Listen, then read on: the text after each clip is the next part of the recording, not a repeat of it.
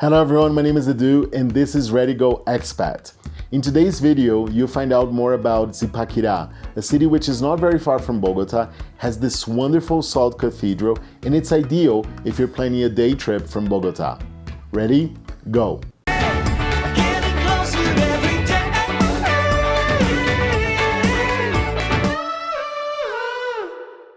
Even though many tourists decide to spend a few hours in Zipaquirá just to visit the Salt Cathedral, I highly recommend spending at least one night there, just so you can enjoy the laid-back vibe of the city, eat at great restaurants, and relax for 48 hours outside the busy capital, Bogota.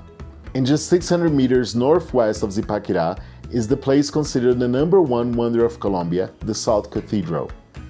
This underground work, which is still open to Catholic worship, was carved into the walls of the old salt mine, some 180 meters below ground, a titan job carried out by miners themselves in 1954.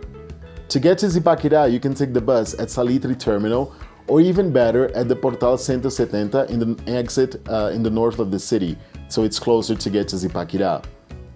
Just hop on the bus and pay 7,000 pesos. It takes about 45 minutes depending on traffic. I traveled during the Easter holiday and traffic at the exit of the city was a bit rough just before the toll, but after that it was okay. If you plan to go to the Salt Cathedral and then go back to Bogota, there is a stop that is very close to the Salt Cathedral. The bus will leave you there and then you can just walk. If you want to spend the whole day and visit the city as well, the bus can drop you off very close to the city center at the train station. But don't worry, if you're not sure where you should hop off, just ask the bus driver and he'll stop and tell you what is the correct stop. On Saturdays and Sundays, you can actually take the train to get to Zipaquirá. The train costs 68,000 pesos, round trip from Bogota to Zipaquirá and back to Bogota. You can take it at either Sabana or Usaquén stations. For more information, visit touristtrain.com.co. Zipaquirá has about 130,000 people, and most of the restaurants, cafes, and hotels are near these two main squares. The Plaza de los Comuneros is a great place to find great cafes, restaurants, and shops. At this square, you can find the beautiful Catedral Diocesana. Do not leave Zipaquirá without visiting the square and this wonderful cathedral. Located in the main square, the cathedral's construction started in 1805 and took 111 years to complete. The historic Zipaquirá sector, including the cathedral, was declared the National Monument of Colombia on March 12, 1982. And a few steps away, you can also visit Independence Square. Its original name was Plaza Agustín Zapata, and the town's market square used to function there until a few years ago. But to commemorate the 200 years of Colombia's independence, it was transformed into the Parque de la Independencia, and the market square was moved near the Zipaquirá terminal. In the Parque de la Independencia, you'll also find a wide range of restaurants, cafes, and bars, and it is without a doubt a perfect place to continue enjoying the tour of the salt capital of Colombia. Another place to mention is the church Nuestra Señora de Dolores, where you can have a beautiful view of the city. And of course, the Salt Cathedral, which is its main attraction. Now, where to eat in Zipaquirá? Well, as I've mentioned before, most restaurants, bars, and cafes are in these two main squares. I'll tell you here some of the restaurants that I visited while I was there. The first one is Caoba Café Salvaje. It is just on the corner of Plaza de los Comuneros. There is a variety of options of dishes, priced starting from 17,000 pesos. I paid 28,000 pesos for my dish and sat on the balcony with a nice view of the square. Another great option is located at the Plaza de la Independencia. It's called Casa del Choro. The place is beautiful and the food tastes really nice. Price of dishes is around 32,000 pesos, and the service is great as well. And there are also two great options to stop, have some coffee, eat some pastry, right there in the squares. The first one is La Puerta Falsa, which opened in 1816. It's located at Plaza de los Comuneros. There's also a great cafe in the main square just in front of the cathedral where you can try yuca bread, which is made of manioc and cheese.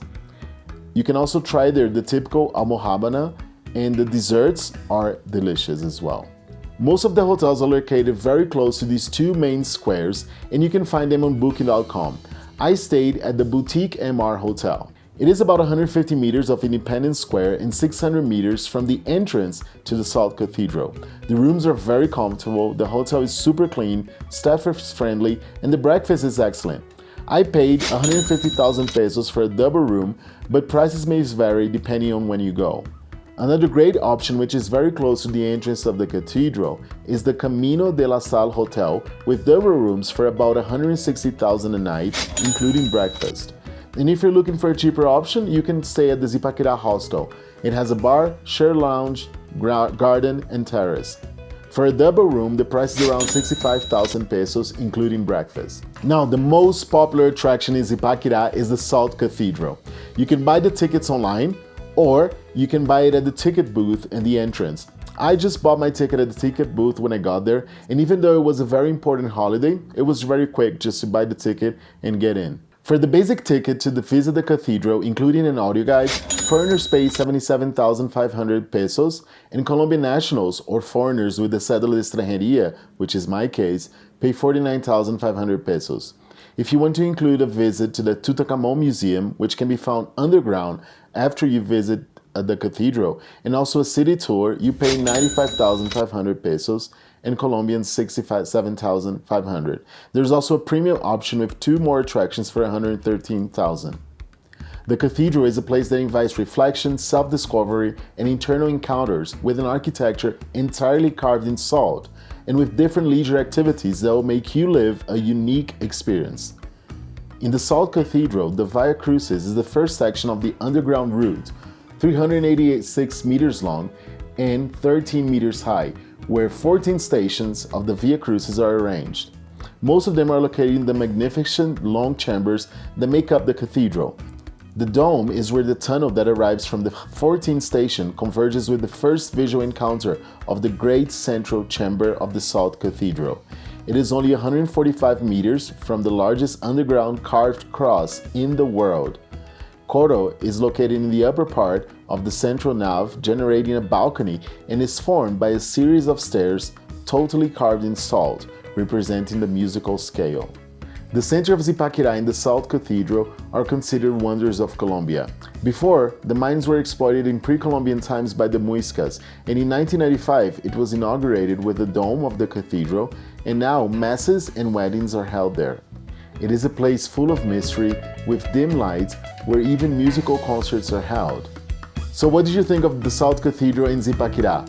Please let me know in the comments below, and if you liked the video, don't forget to like it and subscribe to the channel. I'll see you next time.